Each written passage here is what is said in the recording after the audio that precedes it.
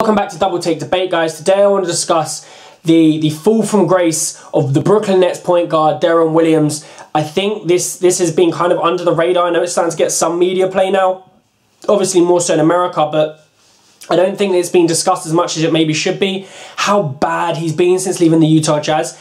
Now, obviously, he's still better than a lot of guards and point guards in the league. He still has elite level talent when on fire.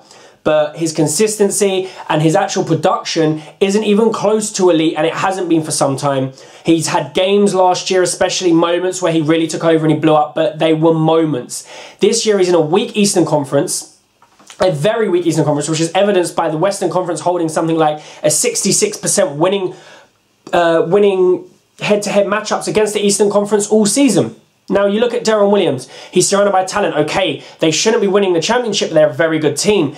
And his averages since leaving the Jazz, I know last year they weren't very good, the year before that again, but these are still bad averages. He was averaging under 40% field goals, under 33% from the three-point line, 81% from the free throw. That's absolutely fine, obviously. About 9 assists in his career at Brooklyn, 3 rebounds and 16.5 points. Now remember, at the Utah Jazz, this guy was a 2010, a walking 2010 with respectable shooting percentages, someone you had to really respect from the three-point line.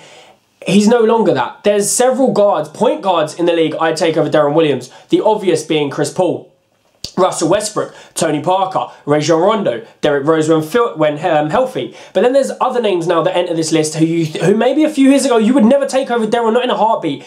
Kyrie Irving, Stephen Curry, Damian Lillard, even maybe Brandon Jennings. These guys are playing good basketball. I know Brandon's a bit of a push, but he's had his moments just like Deron has. And this is a guy that used to be Chris Paul, number 1A point guard in the league. Deron Williams, 1B. He always owned Chris Paul in the head-to-head matchups, and it was considered they were neck and neck for best point guard. And I think Chris Paul's just flown away with that title. No one in the league comes close to him when it comes to the best floor general in the league right now. The presence he has on the team, the only one that compares is what Jason Kidd's done in the Knicks. And I'm not saying he's the same kind of player, but the leadership role he has. And Chris Paul definitely has that. Deron clearly doesn't. Now 2 coaches fired, both have been attributed to him in some degree, Jerry Sloan more so.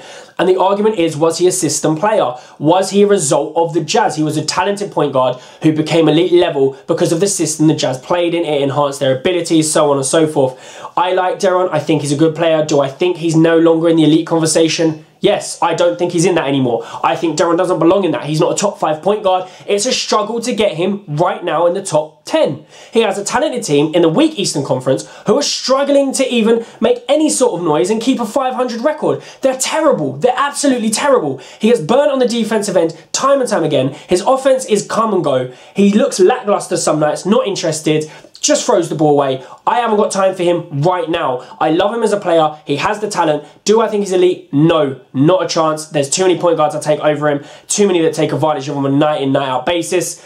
I'd love to know what you guys think. Deron's fallen off. His stats show it. His play shows it. His team records show it more than anything else. Where do you guys rank Deron Williams? Why do you think this fall from grace has happened? And will he ever be back to the Deron of the Utah Jazz? Love to hear from you. Double Take Debate. Stay tuned.